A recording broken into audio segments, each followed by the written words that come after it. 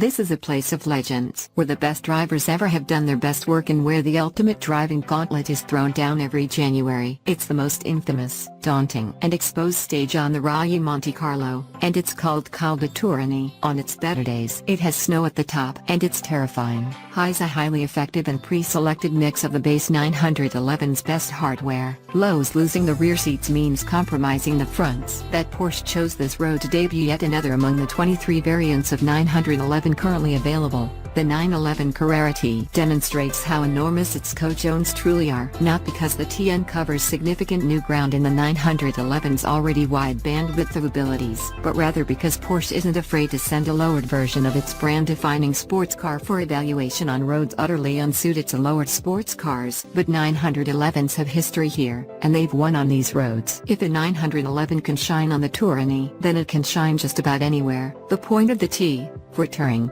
is to be a Spartan model equipped with only the necessities that a dedicated driver might want. In truth, it is built from a combination of parts available elsewhere in the 911 line. The engine is the same one as in the base Carrera, the twin-turbocharged 3.0-liter flat-six pumping out 370 horsepower and 331 pounds-to-foot of torque, the most modest output among all current 911s. The engine is bolted to a standard 7-speed manual transaxle fitted with a 3.59:1 final drive ratio, slightly shorter than the base Carrera's 3.44:1, and a limited slip differential. Porsche's dual-clutch automatic, PDK, is optional and offers the same gear set, although it uses the taller of the two final drives. It's all housed within the narrow-body Carrera's rear fenders. The lowering is thanks to the standard 2-mode PASM Sport suspension, which brings the car down 0.4 relative to a base Carrera. Every 911T gets a lightweight version of the Sport Chrono package, which adds a steering wheel-mounted driving mode selector and dynamic engine mounts but doesn't include the dash-mounted chronometer. The T shares its thinner rear window and side glass with the GT2 RS,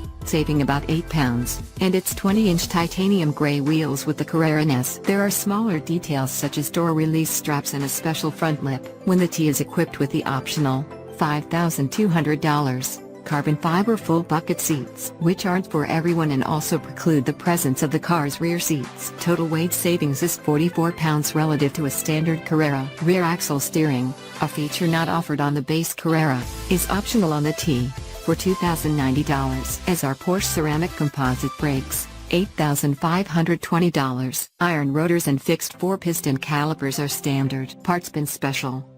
If the 911 Carrera T sounds like a parts bin special, that's because it is. But that doesn't diminish its capabilities. This is a first-order driver's car, a basic 911 equipped with purposefully selected road-annihilating hardware. And that's what it needs here, because the Tourigny offers no mercy. The route is rough. Undulations and frost heaves pepper the surface throughout, and the higher it climbs the gnarlier it gets. A fine and frequently invisible layer of dirt lurks at many corner entrances. It is dry, it is wet, and in its shadows lay patches of ice and snow waiting to turn your moment of wonder into an obituary. There are deer, boulders, sheer drops, tunnels, overhangs, and switchbacks. So many switchbacks. The demands are high, and shrewd restraint is a prerequisite. And while Porsche might have balls, it also has brains, which is why it put the 911T on winter tires for this adventure. A word about that. Yes, the tires. Pirelli Sato Zeros 245/35 R20 front and 295/30 R20 rear. No doubt changed the T's personality, but they didn't ruin it. Braking performance was most heavily affected, with the ABS activating far earlier than it would with the car's standard performance rubber. Still, the T remained a predictable partner time and again on a road where anything less is deadly. Take that, Tourigny.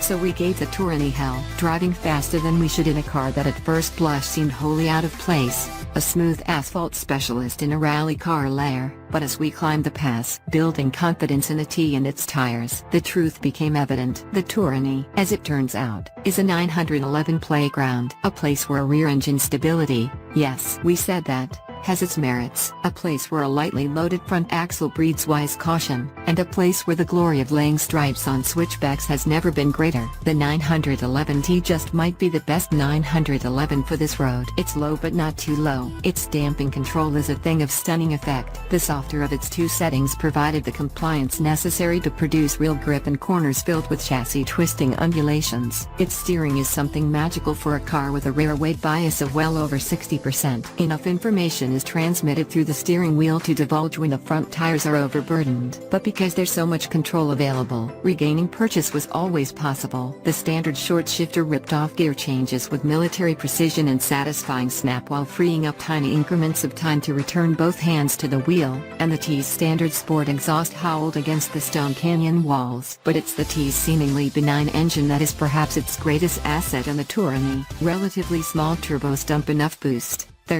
1 pound per square inch peak, into the 3.0 liter that torques units at 1,700 revolutions per minute. And that, in combination with the devastatingly effective limited slip differential, makes the T a thing of beauty exiting switchbacks. The key is to get into first gear early in the corner, feel for the front to grip, and then, as the road straightens, floor the throttle quickly but progressively. The result is a creamy smooth transition to easily controlled oversteer. Hold your foot down until the tires catch up with the chassis and steer around anything in the way. Jam home second gear, rinse, repeat. As verification of the 911 Carrera T's effectiveness on imperfect roads, Porsche was thoughtful enough to also bring along examples of the 911 GT3 touring package at the same time and included a winter tire-equipped example in our tour of the Cals in southern France. And despite the respect we have for the wholly track-worthy GT3, it wasn't as good a car in this terrain. The taller, less powerful T haunted it with turbocharged torque at every corner exit while hovering up the imperfect road surface with far more grace. It was also comfortably quicker in this scenario. Porsche will ask $103, $150 for the T, $11,000 more than a base Carrera,